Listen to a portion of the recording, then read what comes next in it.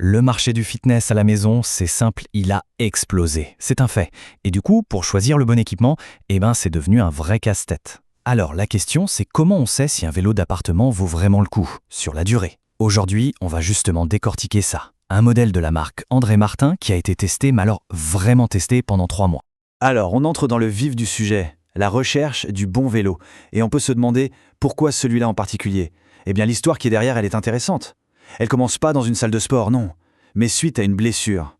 Une blessure qui a complètement changé la donne et qui a rendu un type d'exercice bien précis, non pas juste utile, mais carrément indispensable.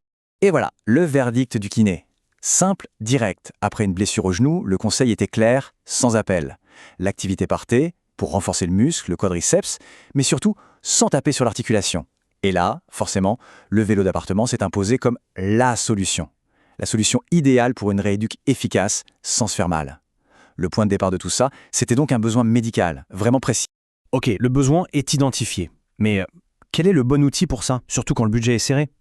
La question est devenue comment on trouve un vélo qui soit à la fois costaud, pas un truc qui donne l'impression de vaciller comme un jouet, et en même temps abordable. Après pas mal de recherches, de comparaisons, il y a une marque qui a commencé à sortir du lot pour son rapport qualité-prix. Et c'était André Martin. Allez, on va faire simple. Le verdict en 60 secondes chrono. Pour ceux qui n'ont pas le temps, voilà l'essentiel, le résumé de ces 3 mois de test. C'est parti, on y va. Bon, voilà le tableau récapitulatif. D'un seul coup d'œil, on voit tout. La fluidité du pédalage? Solide. 4 étoiles. C'est grâce à la roue d'inertie bien lourde. Le confort de la selle? Bon, 3 étoiles. C'est correct, mais disons qu'un petit couvre-selle en gel, ça devient vite notre meilleur ami pour les sessions de plus de 45 minutes.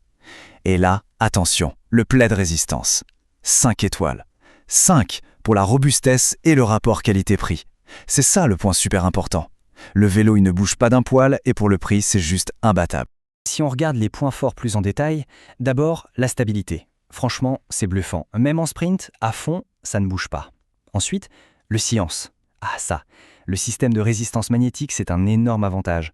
On peut s'entraîner à 6 heures du matin sans réveiller personne. La console, elle, est super simple, intuitive. Pas besoin d'un manuel de 100 pages. Et le design compact, avec les petites roulettes, ça le rend hyper facile à déplacer et à ranger. C'est bien pensé.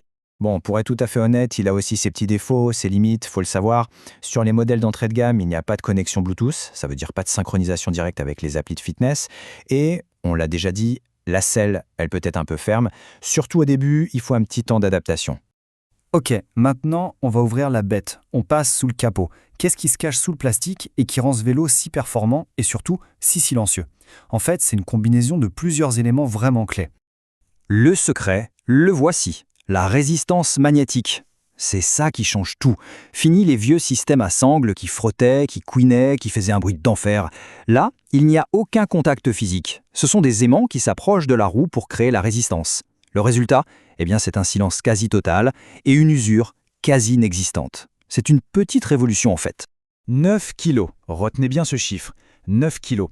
C'est le poids de la roue d'inertie sur ce modèle. Et pourquoi c'est si important? C'est simple, plus la roue est lourde, plus le pédalage est fluide, plus il est rond. On évite les à-coups, ces mouvements saccadés qu'on a sur les vélos bas de gamme et qui sont super désagréables. 9 kilos, c'est vraiment le poids parfait, le point d'équilibre idéal pour un bon usage à la maison. Et bien sûr, toute cette fluidité, ça ne servirait à rien si le vélo n'était pas posé sur une base solide, une base en béton. C'est là qu'intervient le cadre, en assez haute densité. Avec les stabilisateurs qu'on peut régler, ça garantit que le vélo, il ne bouge pas d'un millimètre, même quand on est à fond. C'est une question de sécurité, mais aussi de confort.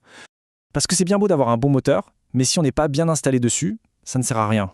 Un appareil qu'on n'utilise pas parce qu'il est inconfortable, c'est juste un appareil inutile qui prend la poussière. Donc l'ergonomie, c'est la clé. C'est absolument essentiel, non seulement pour la motivation, mais aussi pour ne pas se faire mal. Alors, voyons comment ce vélo s'en sort sur ce point. Allez, une petite astuce de pro pour trouver la hauteur de selle parfaite. C'est le réglage le plus important. C'est tout simple.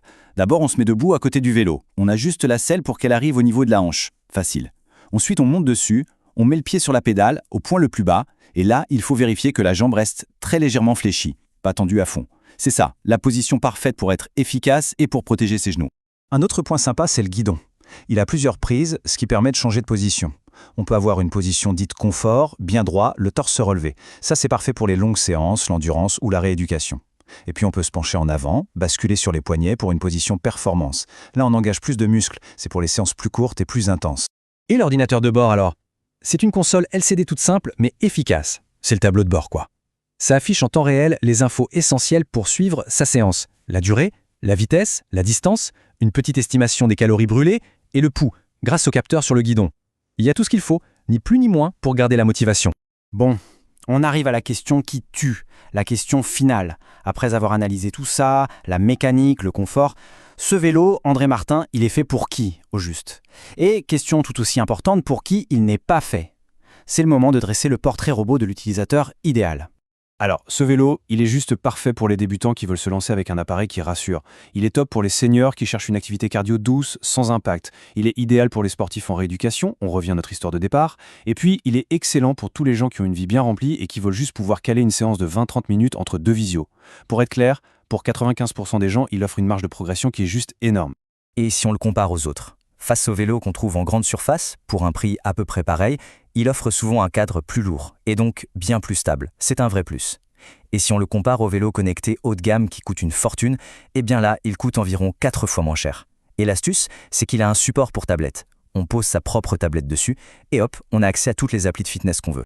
Pour résumer, l'idée, elle est là. C'est un appareil honnête. Voilà le mot. Il ne cherche pas à bluffer avec des gadgets qui ne servent à rien. Il va droit au but. Il se concentre sur l'essentiel. Une construction solide, un pédalage qui est confortable et une vraie promesse de durer dans le temps. C'est ça un appareil qui accompagne fidèlement un outil fiable. Tout simplement. Et tout ça, ça nous amène à une dernière petite réflexion. Finalement, est-ce que pour réussir à s'entraîner chez soi, il faut absolument des écrans géants, des abonnements hors de prix et des tas de gadgets? Ou est-ce que la vraie clé du succès, ce n'est pas tout simplement la régularité?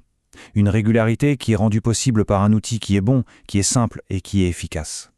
C'est une bonne question, et la réponse, au fond, elle est propre à chacun.